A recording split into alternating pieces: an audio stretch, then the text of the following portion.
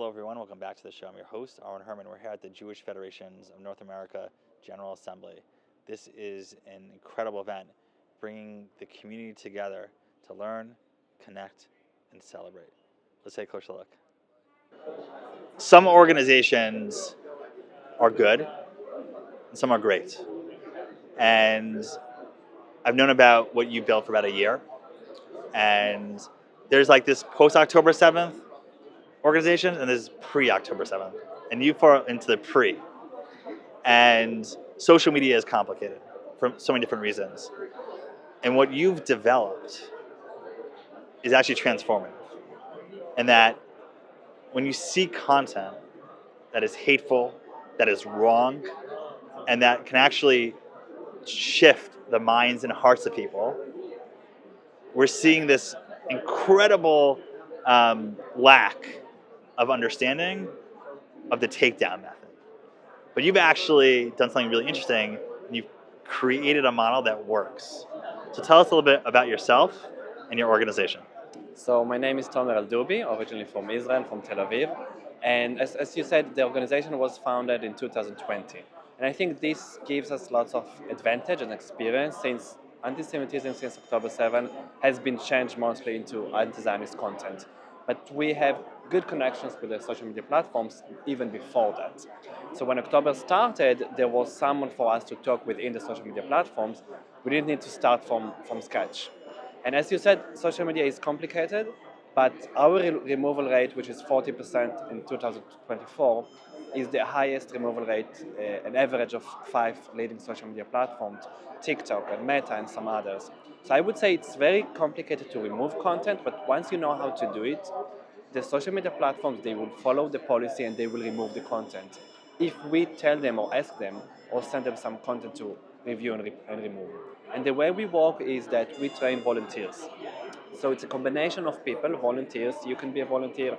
Everyone can be a volunteer. We have hundreds of volunteers worldwide, and we teach them how they can report content. It's not just about reporting content, it's about reporting the accurate content. The content that the platform would say, okay, that's bad, you're right, I need to remove this because this violates my guidelines. Many people report content, but they don't really know which content violates the guidelines of the platforms. It's like when you go to the police, you would complain about something, but is not against the law legislation in your country, so why should you go to the police? So we teach them about the policy, and once they report content, sometimes it is removed already. If it's not, they talk with us. And based on our reports, whenever we talk with social media platforms, because it's called trusted flaggers, then we are able to remove more content. Each platform removes more content whenever we, as a non-profit organization, that talks with them directly, compared to any private volunteer, including myself. If I was reporting content from my own profile, regardless of the fact of I'm the CEO, they would say, okay, you're just a volunteer, just a private person. We most likely not necessarily going to remove the content compared to working with non-profit organization.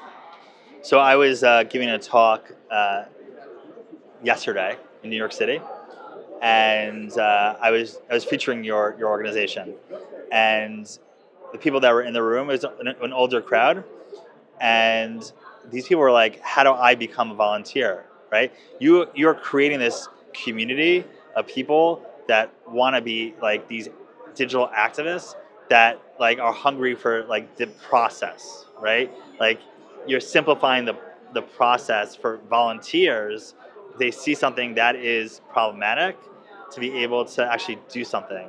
So talk a little bit about like that volunteer model and some of those successes and like in training these people to actually do the work for the takedown. Well, our vision is that we can remove content and we want people to know how they can do them themselves. We don't think necessarily the social media platforms are our enemy. Because if TikTok is going to be the best platform for Israelis and Jews, and it might be now in the States, they will move the people that hate us and the racist people, they will move to other platforms. So it's not about social media, it's about us knowing how we can fight back. So once we have new volunteers, we teach them how they can report content, and we created a system. So our system is using also AI tools, and also it allows you very easily to go into our system with your own username and account that is just for you, and you can report content that goes directly to us. because the main idea is that we want the content to be reported in the same way. So if we have hundreds of volunteers, we want them to send us the content as we know that it's most likely to be removed. So I would say with the URL, with the name of the user, with a specific platform or language. So we need to get some information from the volunteers, so we created this system.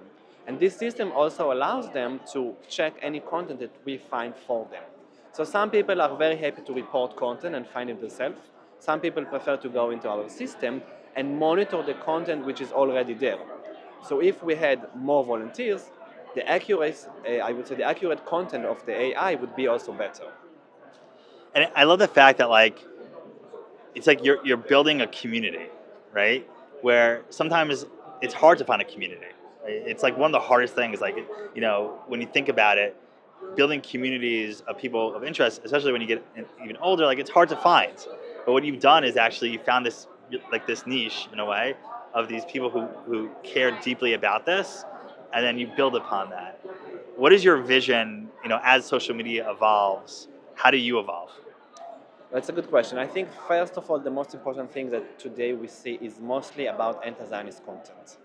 In most of, I would say, Western world, Western Europe, and the United States as well, it's mostly about anti-Zionist content. So we had a huge achievement with Meta when last year they decided to include anti-Zionist content as part of the platform. It's part of the policy today, so they should remove the content. Again, the question is, are they going to remove it, and who's going to enforce them to? So we want to do the same with other platforms. They would include this as part of the policy on TikTok, on X, on other platforms, even like Telegram. I would say another thing is very important to think about is community notes, especially in the United States. In Europe, they have their own legislation, the DSA. It's quite advanced, even more than Israel. We don't have any good legislation in our country. But I would say in the United States, we really need to take care about community notes. We need to teach people how they can use that, And that's even we haven't even started talking about Wikipedia, which is entire. It became a very anti-Semitic website where everybody can say whatever they want about us. But the community notes on Facebook and on X and on TikTok, it's going to be evolved in the United States where people are going to decide if this content should be taken down or not. Right. So we need more people on our side, not just from the Jewish community, but more people that want to be trained, that come to us, get the training, all free of charge. We do not, we won't ask money from people who want to be a volunteer. And the last few years, we've been working with the Palm Beach Federation, the Metro West in New Jersey, communities in Canada, in Australia, in Brazil. Many people reached out to us because they were looking for this kind of information. One of the things that I'm thinking about is I just gave my son a phone, right? And how do you train parents in sort of explaining to kids what they might experience? Do you have something to like help a new parent like have that conversation with a child? Yeah, well, I do not have children. One day I will have, and I think they were going to use phones, etc. Right. Yes. First of all, I really invite anyone to go to our website, FOA antisemitism.org, because we have a series of educational guides. It's, again, free of charge. One of them is about parents and children. So we already created something for parents and children. It's on the website. I would say it's very important to ask your child, the children, which platform they're using, and many of them use, like I would say, gaming platforms. So we got Reddit, Discord, but also gaming platform. Today they play online with users they do not know, and they say they are from Israel or they say they are Jews with a Jewish name. Mm-hmm. They will get lots of anti-Semitism within the gaming platforms. So I would say ask your child which platform they use. Is it TikTok? Is it Instagram? Is it another one? And teach them about basic advice about the policy, or if maybe you can do something together. Some of our workshops, we are thinking to do parents and children, because the parents usually join our workshops and the students also. So we're thinking to combine between the students and their parents, or the parents and their children, to have one workshop for them together. It might be easier for them to talk about these topics when we are there, not just one-on-one. Right. And I've seen like your success rates, which is incredibly impressive. 50% takedown on TikTok. But there's this story that is sort of resonating with me of this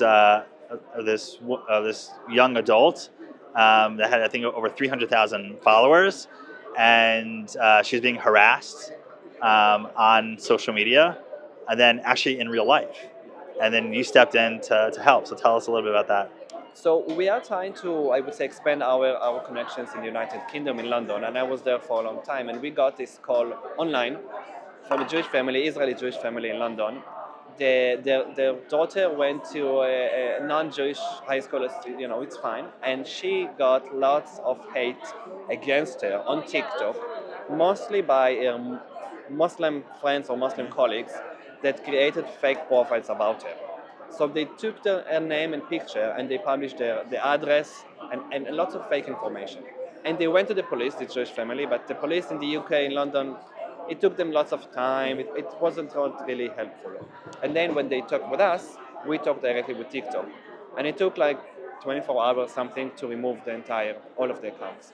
And that's why I'm very thankful for this interview, because more people need to know that if you have anything bad online, you, your children, your parents, anyone, you need to have this kind of organization, us or any other organization that talks with the social media platforms. It's not easy to just find someone who's the relevant one. It's not like anyone can go to TikTok and send an email. Many influencers, for example, recently we had a big influencer conference in Israel with Nefesh B'Nefesh. Because influencers, when the war started, they were blocked on social media platforms because pro-Palestinian people just reported them. Right. Even if they were doing an amazing job, but pro-Palestinian didn't want them to continue. So because of the algorithm, their accounts were blocked for sometimes weeks. So they talked with us, and after we kind of gathered a few dozens, we said, let's meet all together and give you some solutions how you can. So that's what we want. Relationships matter. Exactly. We want people to know that if you have something bad online, talk with us. Send us an email. We do it because we can and we want to help. And so, if people want to learn more about your organization or sign to be a volunteer, where do they go?